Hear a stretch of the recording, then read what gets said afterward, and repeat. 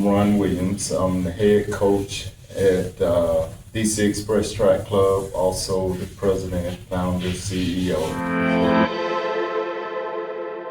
As our program, and it's been long-standing, we have a set of awards. We don't vary too much, but we have a set of awards that has a criteria of what it takes to receive that award, what it takes to earn that award.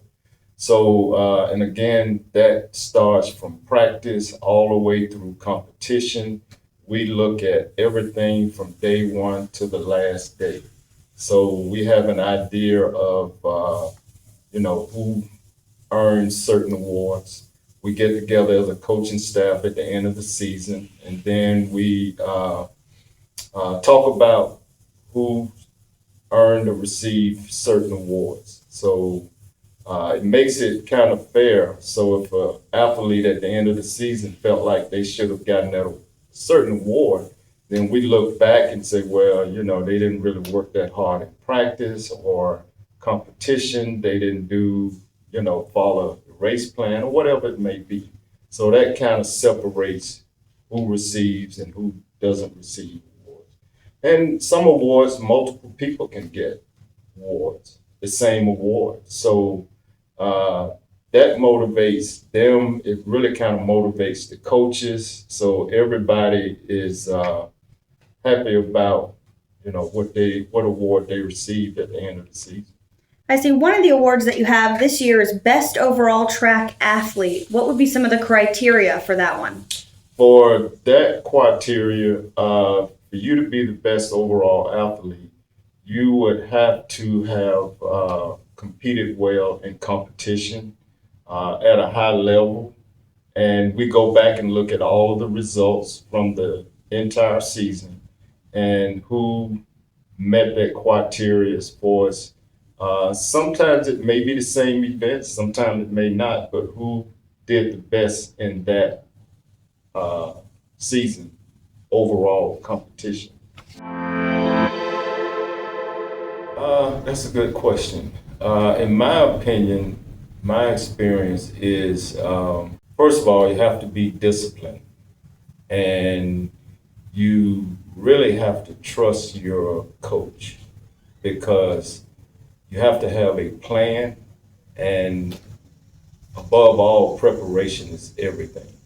But if you don't have a plan and you don't trust the reason I say trust your coach, you have to trust your training, the process.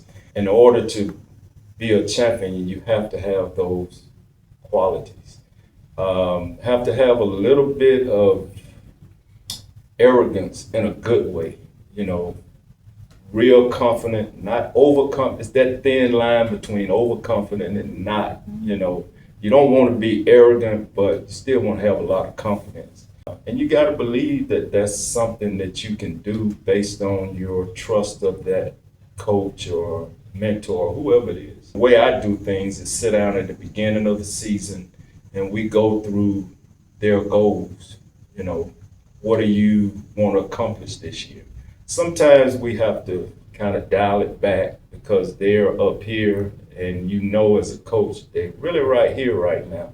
So come up with a goal, be disciplined about it, have a plan, and preparation for that plan, because preparation is everything. So that's the way I look at a champion mindset.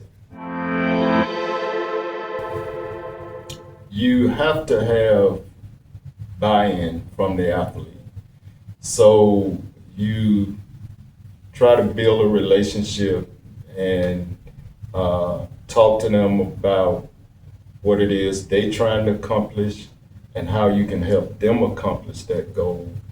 What I do is teach more so than coach, because then they're learning and they're not just, it's not an attitude of, hey, I'm the coach, this is what I'm asking you to do, or this is what I'm telling you to do, and you're not telling them why you want them to do that. And there's so much of that out there in the coaching arena that our athletes, they know why they're doing whatever they're doing in training that day, because we explain to them.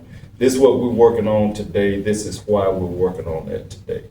And when you talk to them and communicate to them like that, that gives them more trust, because it's, even though you are, and I don't like to use the word superior over them, but you are leading them, so you have to give them something to show that you have their best interest. So talking to them and treating them more kind of like a partnership versus just, hey, this is what I'm asking, just do it. No, because they have to learn their sport also.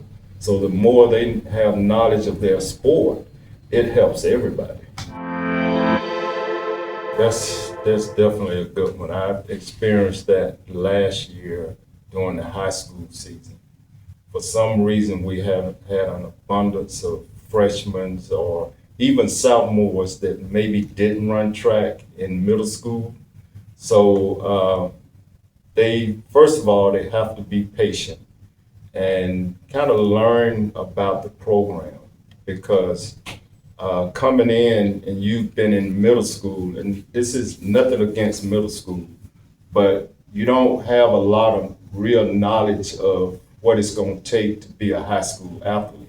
It's no different from being a high school athlete going to college. That's another level. Be patient, work hard, and just try to adapt to a new system, because it is a new system. I would say for a new freshman coming in, be patient, learn the system, just basically just be patient.